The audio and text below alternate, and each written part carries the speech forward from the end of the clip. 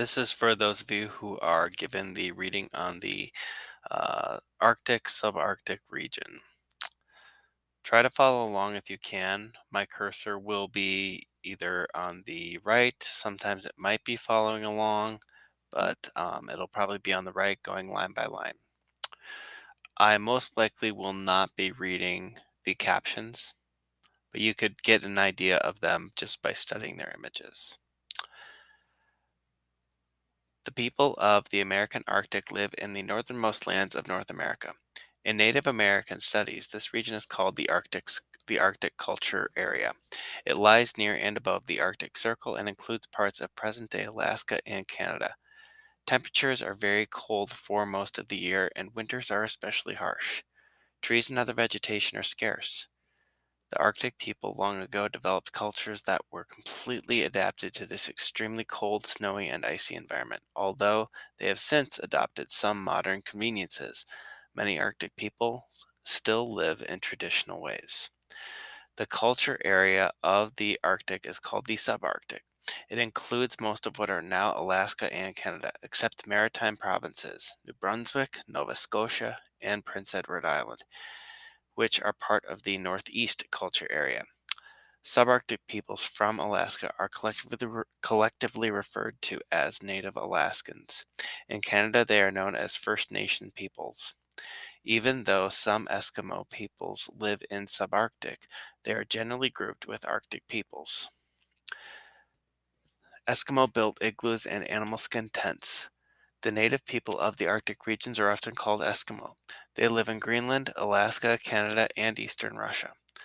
The Europeans and others have called them Eskimos for hundreds of years, but some dislike the term. For example, in Canada and Greenland, native groups prefer to be called Inuit. However, the Yupik and the Aleutians are not Inuit, and a better term has not yet been agreed on. Traditionally, the Eskimo got almost all their food by fishing and hunting. They ate reindeer, seal, walrus, and whale meat. On water, Eskimo hunters traveled in kayaks, which are boats covered with animal skins. On land, they rode on sleds pulled by dogs. The Eskimo people made shelter called igloos from blocks of snow. They also built houses of stone or logs covered with earth. In the summer, they lived in tents made of animal skin. They wore clothing made from animal fur and sealskin. Eskimo were originally nomads. The Eskimo only had contact with other native people until Vikings settled in Greenland. Around the 10th century, later, the Eskimo of Alaska had early contact with Russians. Meeting new people deeply changed the Eskimo way of life. The Eskimo were nomadic, meaning they could move from place to place in order to hunt. In the 1800s and the 1900s, some Eskimo left the Arctic to work and settle in towns and cities. Those who stayed began using foreign goods such as guns, motorboats, and snowmobiles. In 1999, Canada created an Inuit homeland unit called Nunavut. The intention was to create a place for Native tradition to return and to protect it from European influence. Yupik live in many territories. Yupik, also called Yupit or Western Eskimo, are native Arctic peoples traditionally residing in many different territories. Some live in Siberia, Russia, while others live in Alaska and the Diomede Islands in the Bering Strait, or on St. Lawrence Island in the Bering Sea. They are culturally related to the Inuit or Eastern Eskimo of Canada and Greenland.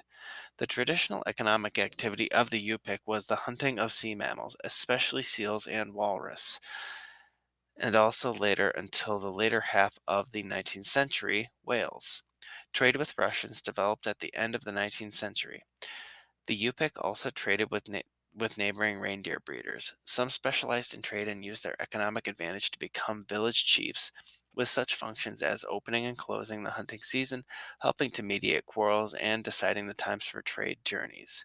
Hunting methods including harpooning from shore or boats, spearing animals in land drives, and later the use of guns, kayaks, one-person closed-skin boats, bidarcas, open flat-bottom boats, and whaleboats provided transportation along the coast. Dog teams and sleds were used on land.